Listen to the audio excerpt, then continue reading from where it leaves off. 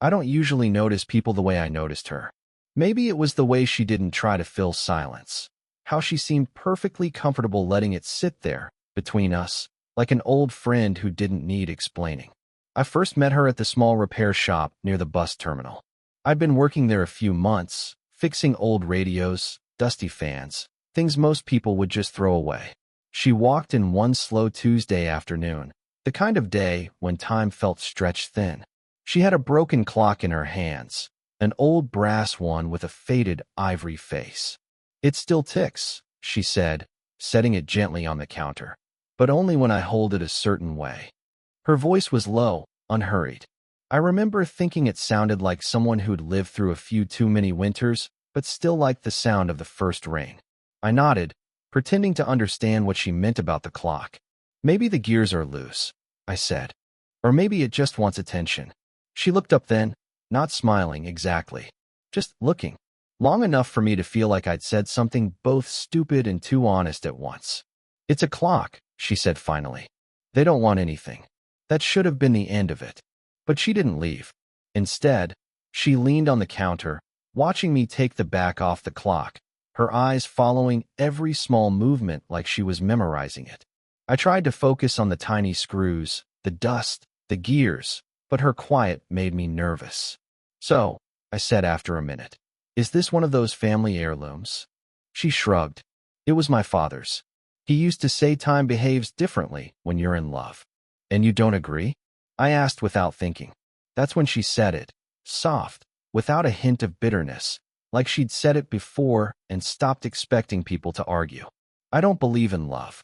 The screwdriver slipped in my hand. A small sound, a nick on the brass, nothing major, but she noticed.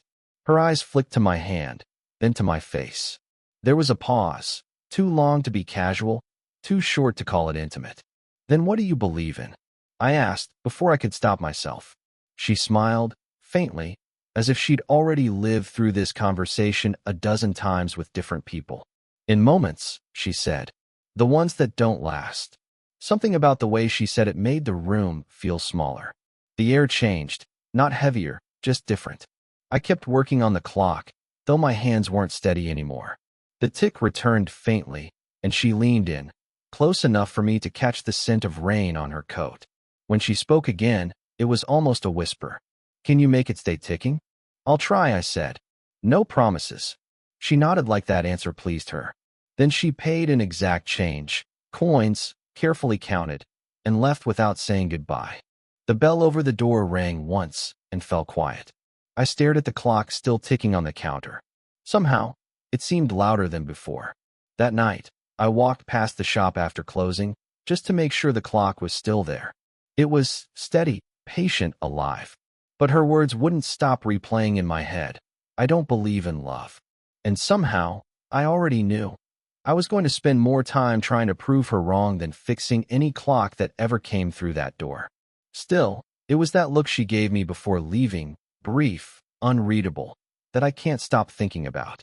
Like maybe, for just 1 second, she did believe in something. Something she didn't have a name for yet. She came back 3 days later. I was tightening the hinge on an old desk fan when I saw her reflection in the glass door. That same gray coat, the same careful stillness. But this time, she carried nothing in her hands. "Did it stop again?" I asked, trying to sound casual. She shook her head. "No, it's working. I just wanted to ask if you still fix lamps too." She gestured toward a worn fabric shade in the corner of the shop. The way she said it, not quite a request, not quite an order, made it sound like the lamp wasn't the real reason she was here. I nodded, motioning her closer. "Sure, let me take a look." She walked slowly, her fingers grazing the shelves as if tracing memories instead of dust. Up close, I noticed tiny details I hadn't before. A faint scar near her wrist, chipped nail polish the color of burnt rose, the way her eyes softened when they landed on the ticking clock she'd left behind. "It's still working," I said quietly. "I see that," she murmured, almost to herself. "You're good with fragile things." There was something in her tone, not flirtation, not praise. More like surprise, or maybe guilt. I couldn't tell. We stood there in the low hum of the shop, the only light coming from a flickering bulb above us. She held the lamp's cord between her fingers, twisting it absently. "It belonged to my husband," she said after a pause. "He used to read beside it every night."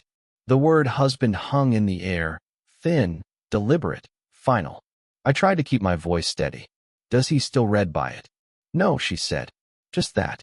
Nothing else." The silence that followed wasn't empty. It was filled with everything she wasn't saying: loss, distance, the kind of exhaustion that settles behind the eyes.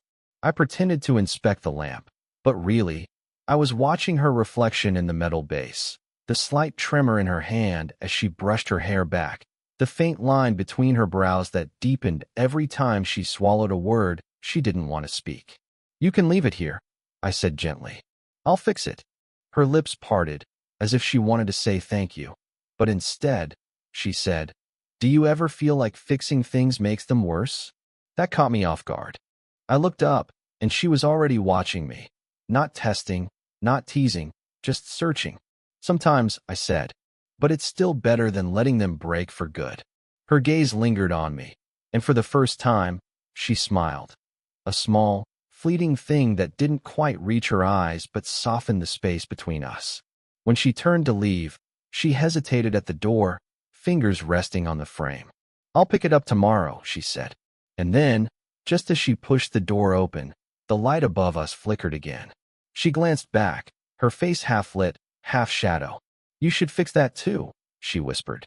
I laughed quietly. "Only if you promise to come check if it's still working." She didn't answer, but the way her hand lingered on the door a moment longer than it needed to, that said enough.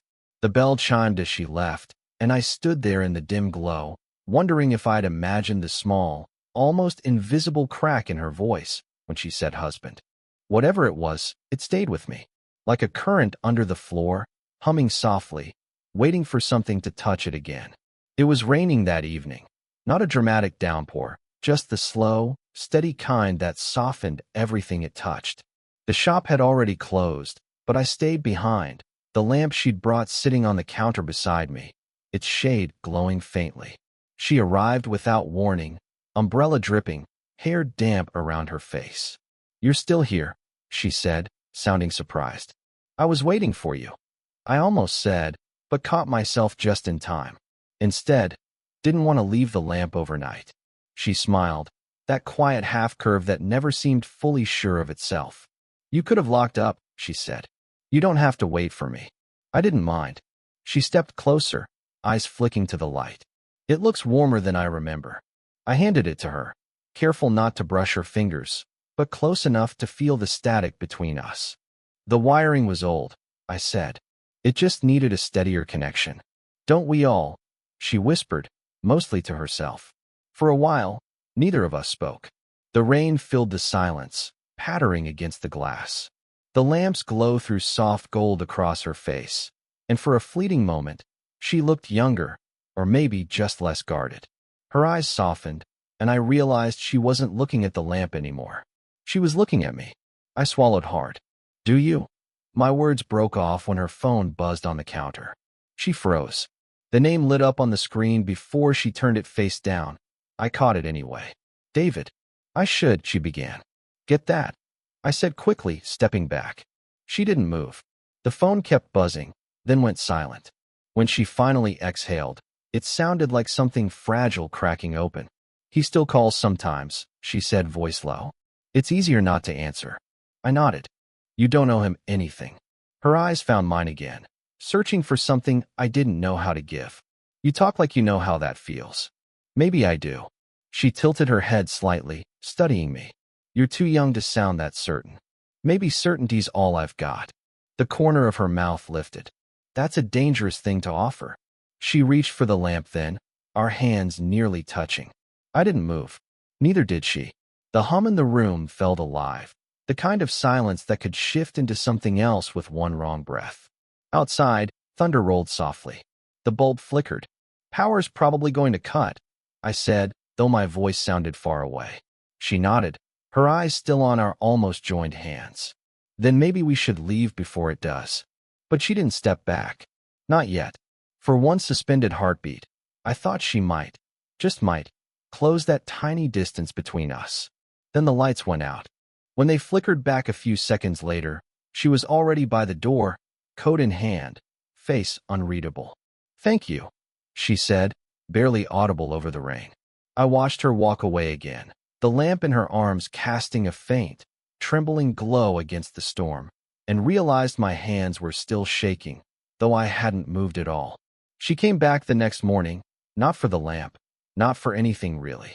Just stood in the doorway, rain still on her coat, eyes shadowed like she hadn't slept. I didn't ask why. I just gestured toward the stool near the counter. She sat, fingers tracing circles on the wood, gaze drifting everywhere but me. For a long time, we didn't speak. The tick of the wall clock filled the air, steady, indifferent. She looked at it like it was mocking her. "I used to think time fixed things," she said finally. "Turns out it just rearranges the damage."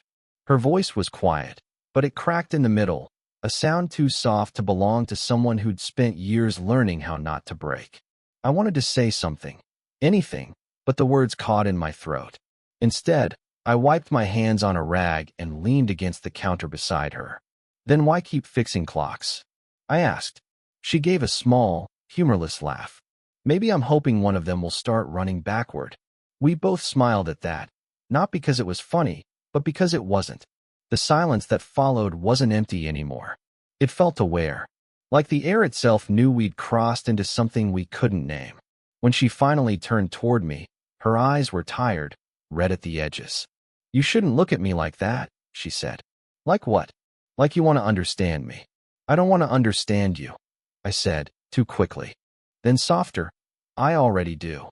She blinked, one slow, disbelieving blink, as if I'd said something dangerous. Her hands were clasped tightly in her lap now. "You don't know what you're doing," she whispered. "Neither do you." That hung between us. Then she stood, crossing the small distance between us until I could feel the heat of her there. Too close, too much. "This isn't." She stopped, searching for a word she couldn't find. "It's not supposed to feel like this." I nodded. "Then why does it?" She didn't answer. Her breath hitched slightly, the smallest tremor. The kind people hide by blinking too slowly. "I don't want to hurt you," she said. "You won't." "I already am." That broke something. Not loudly, just quietly, the way glass might crack before it shatters. Her eyes met mine, and for the first time, she didn't look guarded or clever. Just lost, like she'd spent half her life waiting to be found and couldn't remember why. Outside, a bus rumbled past, shaking the windows. Neither of us moved. Finally, she stepped back, arms folding across her chest as if she'd said too much. "What are we doing?" she asked, almost under her breath. "I don't know," I said, "but I don't think I can stop." She closed her eyes, exhaled slowly, a sound halfway between surrender and regret. When she opened them again, she didn't look at me. She just said, so softly I almost missed it, "Then one of us will have to." She didn't come by for a week. The shop felt emptier than usual, not quieter, just hollow, like something had been taken out of it and forgotten to be returned. I kept expecting the bell above the door to ring, but it never did. Instead, I found myself fixing things slower, double-checking repairs that didn't need checking, just to fill the hours. Then, one evening, as I was about to close, the door creaked open. She stepped in without her usual stillness. This time she moved quickly, almost urgently. In her hand was a small envelope, creased and soft at the edges. "Sorry," she said, out of breath. "I didn't mean to come this late." "It's fine," I said. "I thought you weren't coming back." She gave a faint smile. I wasn't sure I should. There was something different in her eyes, not distance this time, but wait. She held out the envelope. "I need to leave this here for a while," she said. I hesitated before taking it. "What is it?" "A letter," she said quietly. "From someone who doesn't exist anymore." Her words hung there, strange and sharp. She didn't elaborate, just turned away and walked to the shelf where the ticking clock sat.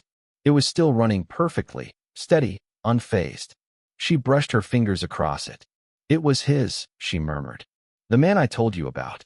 My husband." I didn't move. I'd heard her say husband before, but this time, it felt final, like a word she'd stopped trying to make peace with. She glanced back at me. He used to write letters he never sent. I found this one last week in an old drawer. It was dated the week before her voice trailed off. Anyway, I read it again tonight, and I couldn't stay at home after that. I nodded, still holding the envelope. I could feel the outline of folded paper inside, the texture soft from age and fingers. Do you want me to keep it? I asked. I don't know, she said. Maybe I just needed to leave it somewhere that wasn't mine anymore. I didn't know what to say, so I placed it gently on the counter beside the lamp, like something sacred. She watched me, eyes glassy but unspilled. You remind me of him sometimes, she said suddenly. Not in how you look, just the way you listen. That hit harder than it should have. I looked at her, really looked, and saw the fatigue, the grief she wore like a familiar coat, the faint tremor in her fingers. I'm not him, I said softly. I know, she replied. That's why it scares me. For a long moment, neither of us moved.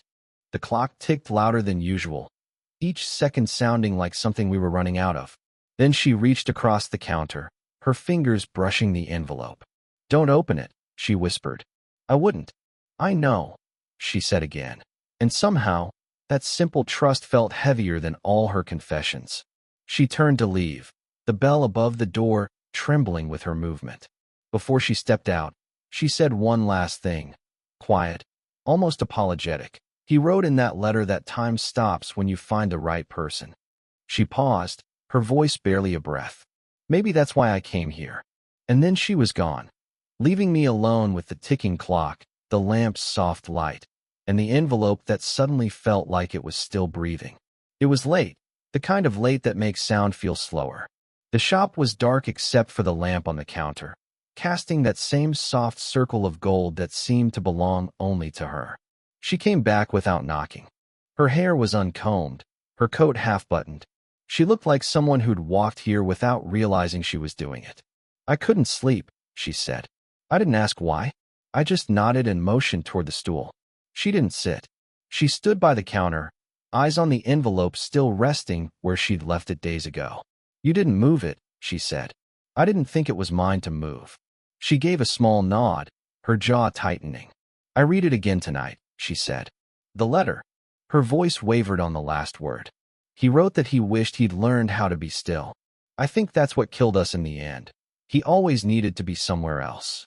She looked up then, and for the first time, didn't look away.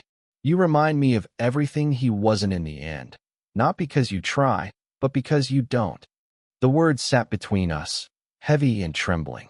I'm not trying to take his place, I said quietly. I know. Her throat moved as she swallowed. That's what makes it harder. We stood there in the hush that comes right before something changes. The clock ticked softly. The rain outside had stopped, but you could still hear the drip from the awning, steady as breathing. She stepped closer, slowly, like she was afraid the floor might give way. I keep telling myself this isn't real, she said. That it's just comfort. Loneliness pretending to be something else. Does it feel like pretending? I asked. She didn't answer. Instead, she reached out, fingertips brushing the edge of my sleeve. Not a touch, not really. Just the idea of one. Her hand stayed there, hovering, uncertain. It feels wrong, she whispered. I know. It also feels. She stopped, the word caught in her throat. Alive. I nodded. Maybe both can be true. Her hand finally found mine. Not deliberate, just gravity. The quiet kind of touch that says I'm here, even if I shouldn't be. Her skin was cold from the walk, but her fingers didn't let go. We stood like that, saying nothing. There was no kiss, no confession. Just a long exhale shared between two people who had already run out of reasons to keep pretending they didn't understand each other. After a while, she leaned her forehead against my shoulder, gently, like it was an apology. I didn't move. I didn't need to. The clock ticked on, the lamp hummed, and the world outside seemed to fold in on itself until there was only this, the sound of her breathing, the warmth of her hand, and the quiet realization that whatever we'd been avoiding had already begun. When she finally spoke, her voice was barely a whisper. I think this is where it stops feeling wrong. And somehow that was enough. It's been 6 months since I last saw her. Not in passing, not in a dream, really saw her. The shop still looks the same. The clock still ticks, The lamp still glows. But everything feels a little quieter now, like the air learned to hold its breath in her absence. People ask sometimes why I keep this place open. There's not much money in fixing old things anymore. But I tell them it's not about the repairs. It's about the pause that happens before something comes back to life. That stillness between broken and working again. She taught me that. I didn't realize it then, that every silence, every half-finished sentence between us was its own kind of language. That the moments we never named were the ones that changed me most. The night she left for the last time, she didn't say goodbye. Just set the envelope back on the counter, unopened, and told me, some things don't need to be fixed. They just need somewhere safe to rest. That envelope's still here. I've never read it. I never will. It sits beside the lamp, collecting light and dust in equal measure. Some days, when the shop is empty and the sun hits it just right, I catch myself looking at it longer than I should, like it's waiting to be understood. I think I get it now, though. She wasn't trying to be saved, and I wasn't trying to save her. We were just two people who met in the middle of our own repairs. She once said she didn't believe in love. I didn't try to change her mind. But the thing about love, real love, is that it doesn't always announce itself. Sometimes it's just the quiet hand you didn't mean to reach for. The unfinished thought that doesn't need finishing. The goodbye that doesn't sound like one. I still think about her when I fix clocks. How she'd lean over the counter, eyes following every careful turn of a screw, as if time itself could be persuaded to behave if someone just handled it gently enough. She was right, though. Time doesn't fix things, it rearranges them. And somehow, in all that rearranging, it left me different. Not healed, just steadier. There's a part of me that still listens for the bell above the door, still expects her to walk in with something else that doesn't quite work. Maybe she will one day. Or maybe she already did everything she was meant to by walking in that first time. Either way, I keep the lamp on at night. Not for her, not really. Just because it reminds me that even when something flickers, it doesn't mean it's gone out. And if you've ever met someone who changed the way you see love, not by promising it, but by standing quietly in its shadow, then you already understand. Tell me, have you ever met someone who made silence feel full?